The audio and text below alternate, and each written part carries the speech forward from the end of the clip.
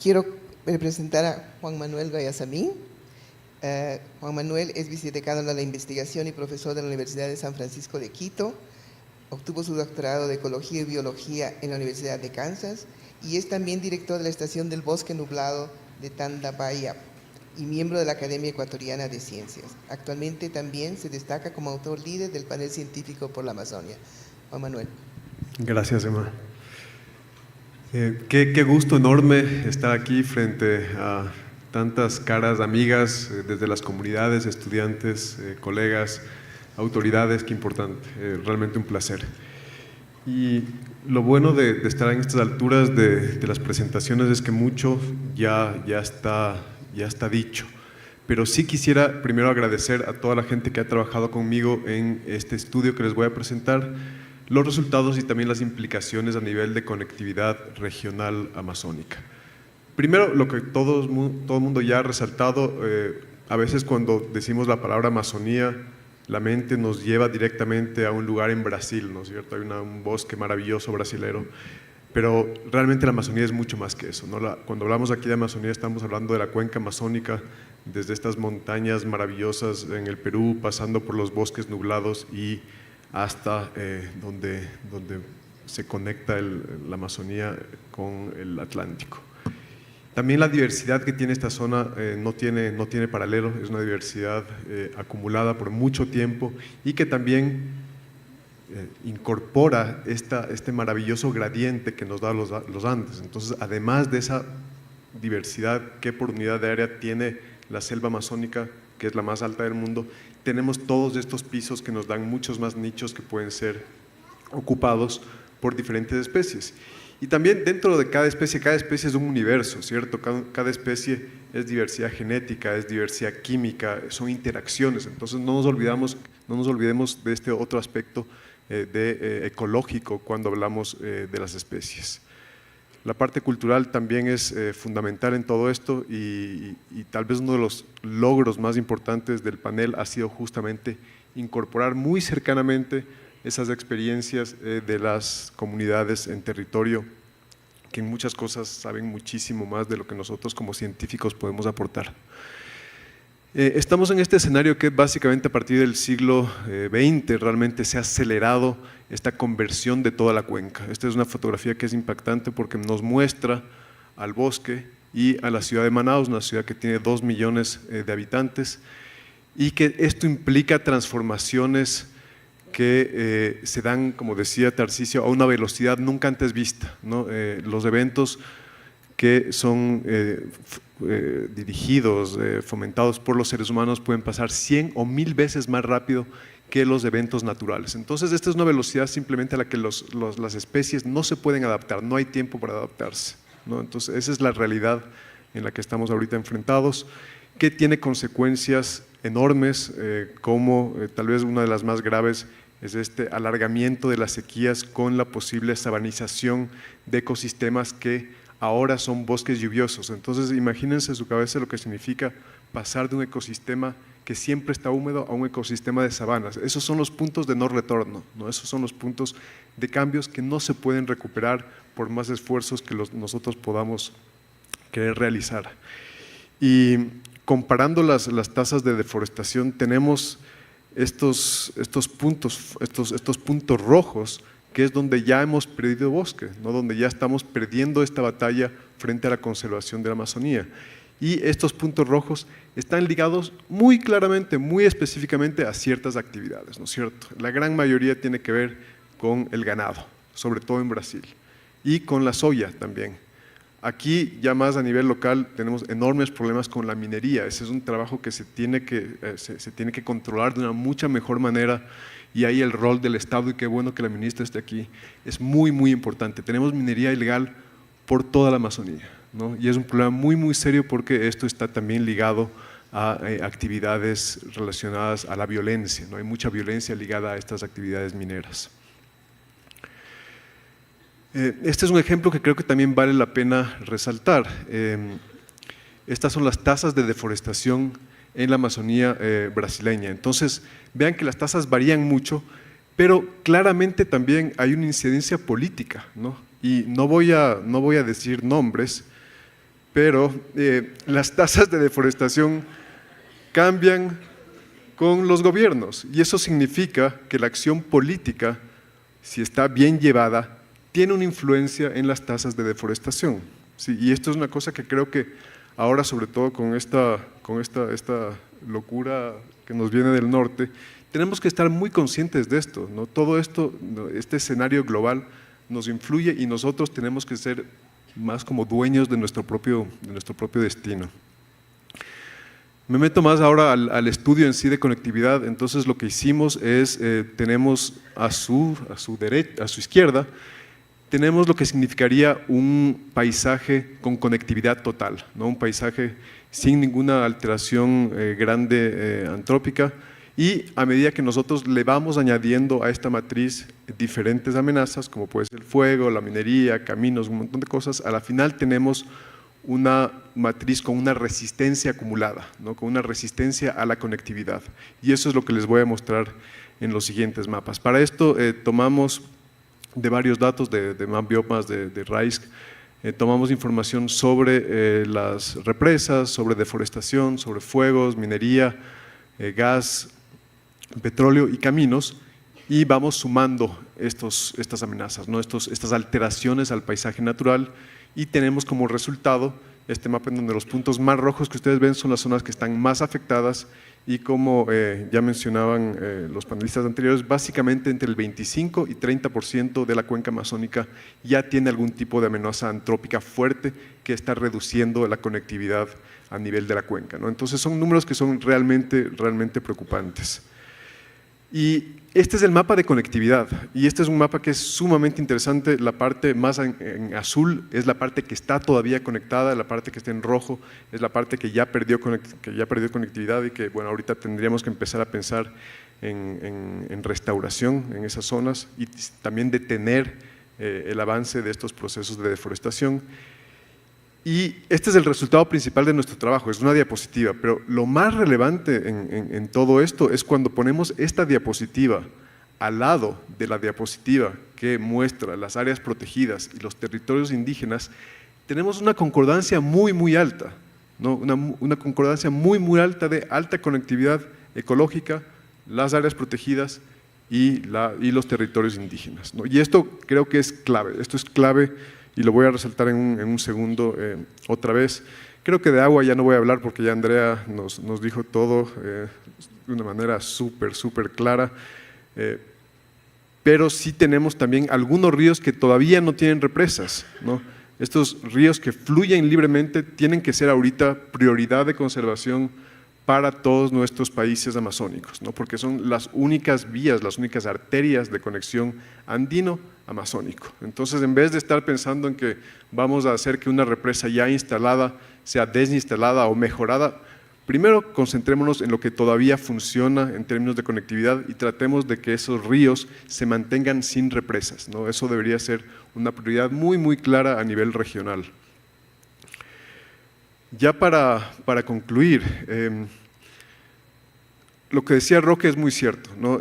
Tratemos de mantener nuestros bosques que todavía están en pie, ¿no?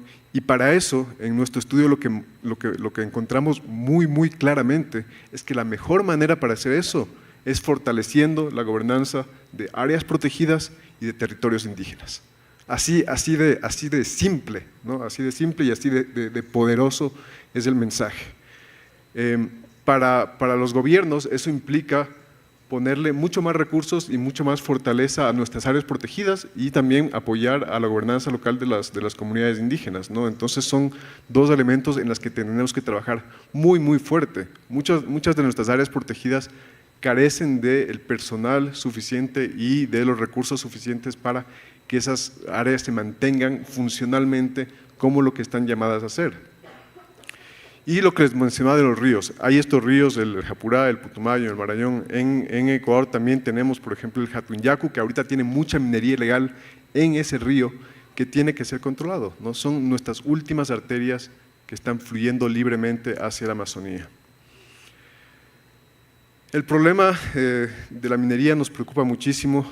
Como les decía, esto está muy ligado a violencia, entonces son dos problemas ahí que hay que únicamente en ciertos niveles está el nivel de violencia que necesitamos una acción muy fuerte del Estado, ¿no? Sí hay otras maneras, hay las vigilancias comunitarias, hay esta articulación local que a veces también funciona, pero en las escalas de violencia que se están viendo necesitamos un Estado fuerte, ¿no? Un Estado fuerte y un Estado comprometido con solucionar estas enormes problemáticas que tenemos a nivel amazónico. Y con eso les agradezco muchísimo por su atención.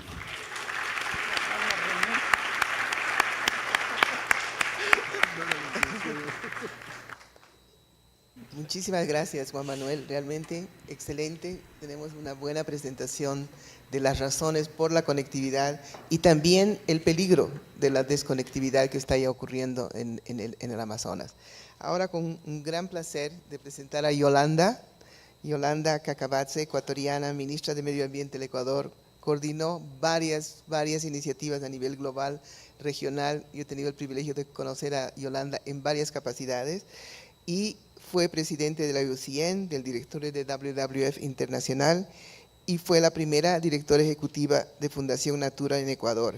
Creó la Fundación Futuro Latinoamericano y es miembro del directorio de varias organizaciones nacionales e internacionales de la sociedad civil. Actualmente Yolanda es copresidente del directorio de WWF Estados Unidos y presidente del directorio de la Fundación Darwin Galápagos. Por favor, Yolanda. Gracias. Gracias, Emma. Qué lindo estar contigo en este panel. No nos hemos visto algunos años y el coincidir en el tratamiento de algo tan importante como la Amazonía es un privilegio. Para todos ustedes, muchas gracias. Y para todos los que están acá, qué lindo estar en una universidad que está tomando pasos tan valientes para resolver problemas no solamente del corto plazo, sino del mediano y del largo plazo.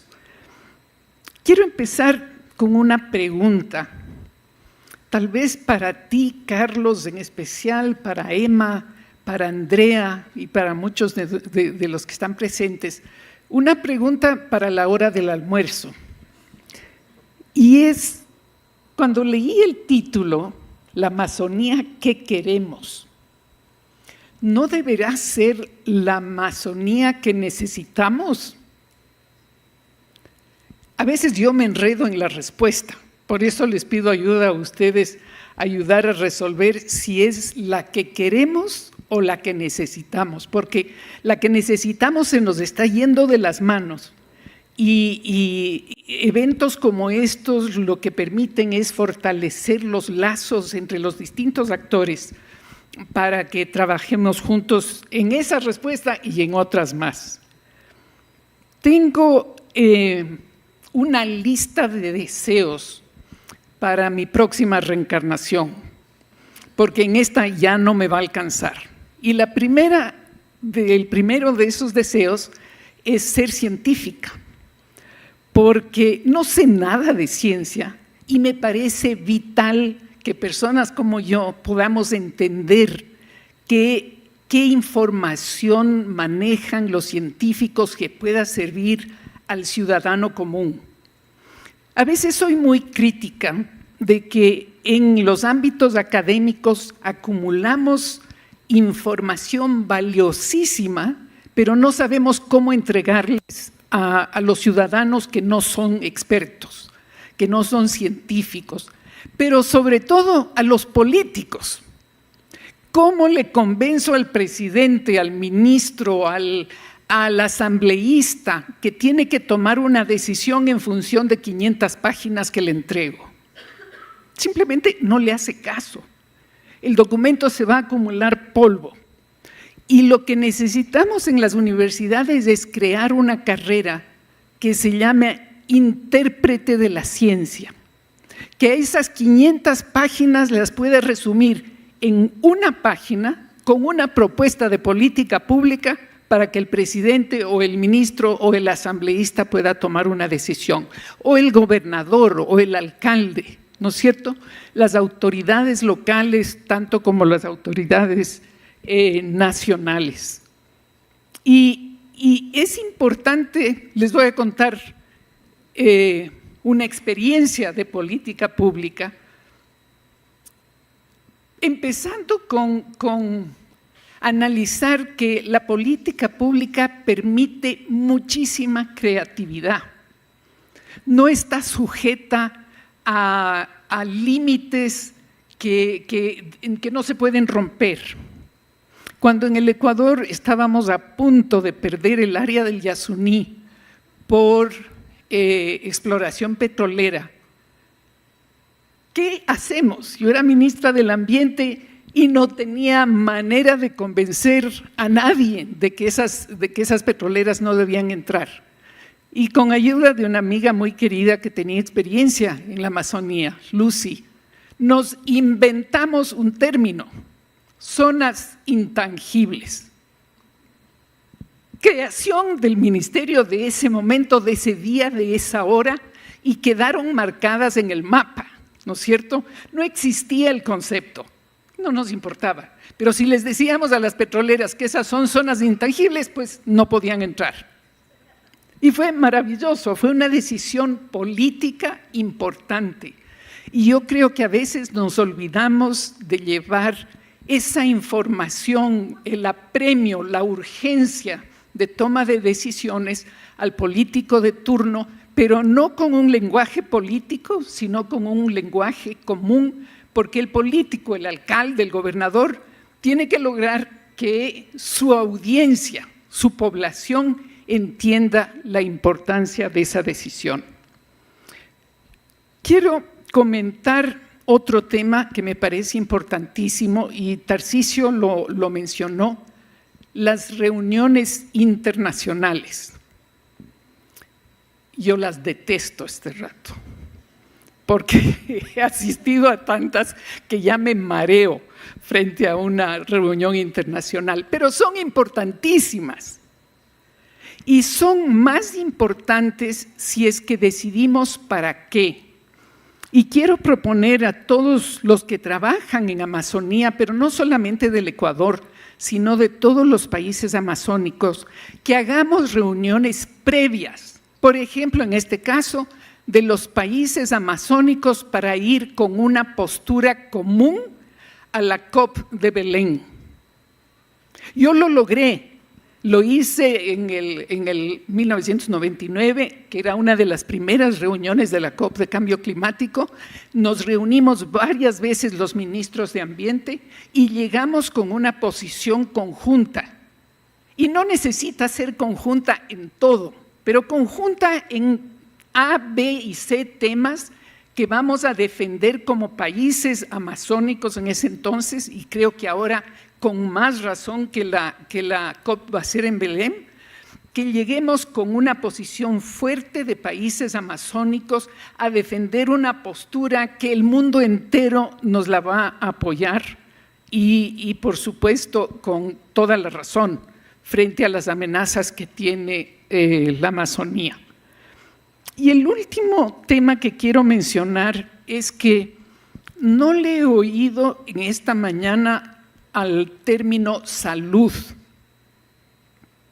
Y si no hablamos de la salud del planeta, no podemos hablar de la salud de la humanidad, de las comunidades que viven en la Amazonía, de las poblaciones de todos los países amazónicos. La salud creo que es un término que lo entiende toda persona, joven, adulta, hombres, mujeres, urbanos y rurales.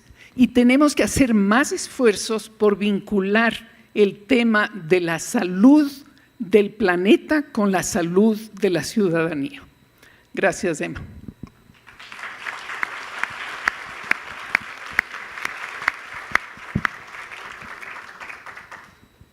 Muchísimas gracias a este fantástico panel.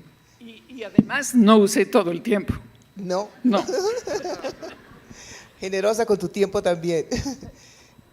Muy agradecida a este fantástico panel que nos ha dado diferentes perspectivas sobre la importancia de la conectividad, los problemas de la desconectividad, y yo creo que realmente nos da una enorme contribución a lo que el panel va a trabajar en el tema de conectividad para Belén.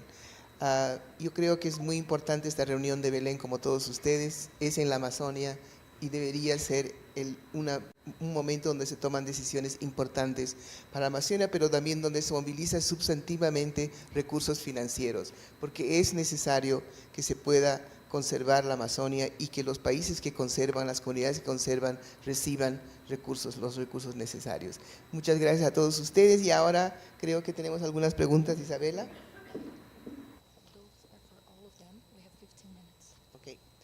Ok, tenemos preguntas para todos ustedes, o sea que todos tienen que responder, pero brevemente, les voy a dar un minuto para responder. La primera pregunta es: ¿las políticas públicas nacionales y regionales están reflejando la urgencia de actuar para frenar el cambio climático? Esa es la primera pregunta. No. Yo creo que aquí lo que hace falta es empezar a pensar, porque al final del día lo que importa es qué modelo de desarrollo o qué modelos de desarrollo queremos para la Amazonía que necesitamos. Y eso no es fácil, porque requiere un ejercicio de diálogo y de acuerdos para determinar hacia dónde llevamos a nuestros países, hacia dónde llevamos a nuestras Amazonías. Así que todavía no creo que haya ese alineamiento. Yo creo que es una de las tareas fundamentales que necesitamos hacer para contestar esa pregunta. ¿La misma? Bueno, yo creo que tiene mucho que ver con lo que tú decías de la salud y que todavía la Amazonía parece un lugar distante que la gente y los tomadores de decisión no entienden cómo está relacionado con su propio bienestar. Como decía Andrea esta mañana, el abastecimiento de agua de nuestras ciudades andinas depende de la salud de los bosques amazónicos. En Bogotá llevamos en racionamiento de agua más de un año, el tema de la electricidad en Quito, el tema de la calidad de agua en Perú, ¿no? Y poder hacer esta correlación y movilizar a la ciudadanía en torno a la importancia de que nuestros tomadores de decisión prioricen esto como un tema de salud, de bienestar social y económico y de prosperidad. Y creo que porque a veces a nosotros los que trabajamos en estos temas, ¿no? Es como un tema como romántico y distante que todavía no se relaciona con la vida diaria de las personas y de las ciudades, en las ciudades donde se toman las decisiones.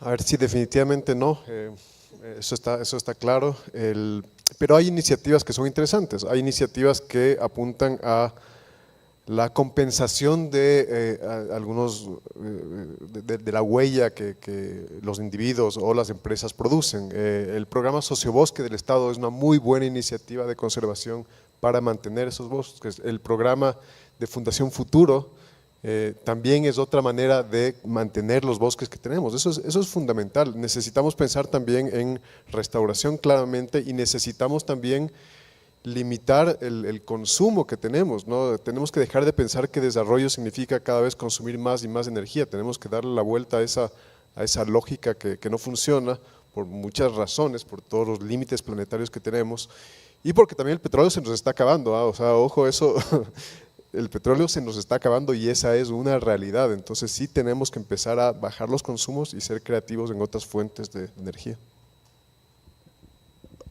No. Así clarito, no. Para empezar, los decisores de nuestros países a alto nivel no entienden lo que quiere decir crisis climática y a propósito, dejemos de llamarle cambio climático, no es cambio, es crisis. Y es una crisis que tiene que ser interpretada para los decisores de política pública para que entiendan los riesgos inmediatos, no solamente los de largo plazo.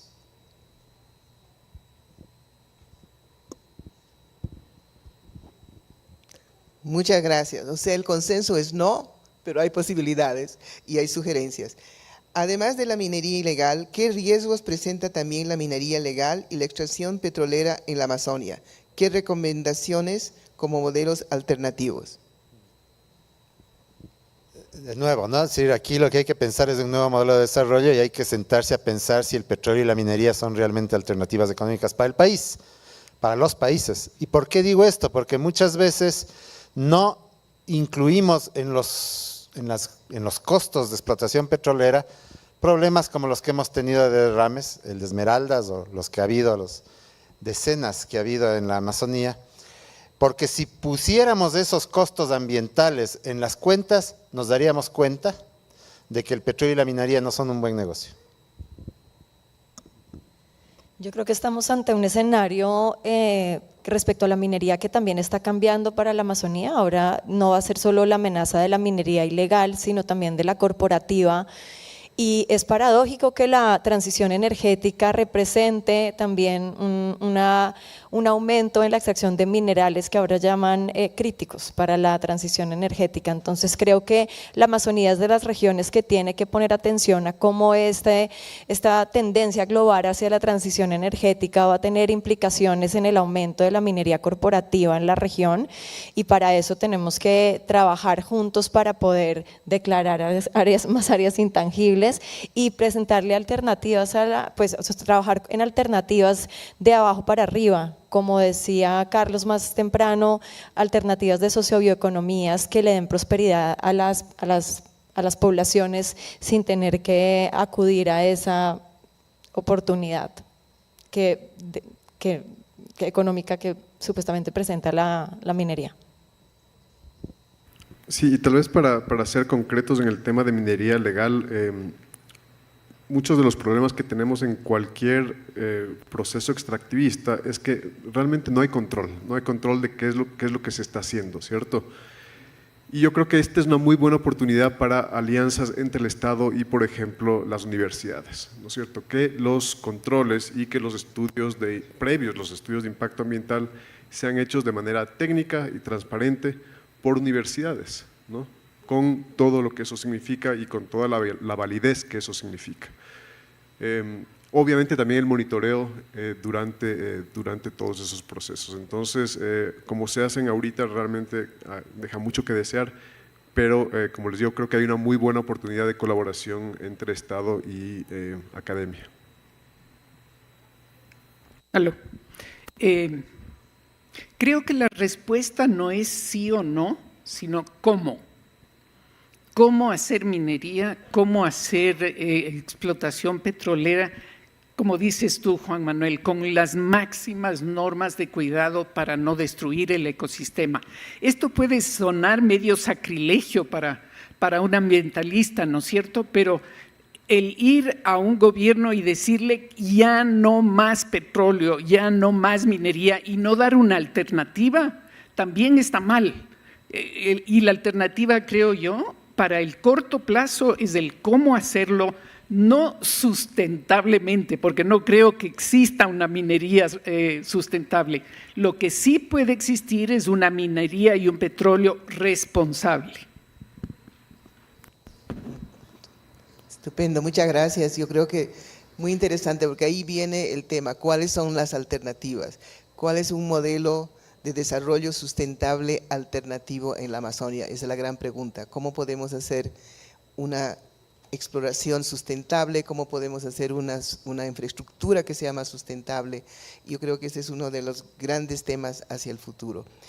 La última pregunta, ¿cuál es el impacto de la agricultura y la ganadería en la desconectividad? ¿Cuál es el papel de nuestras decisiones como consumidores?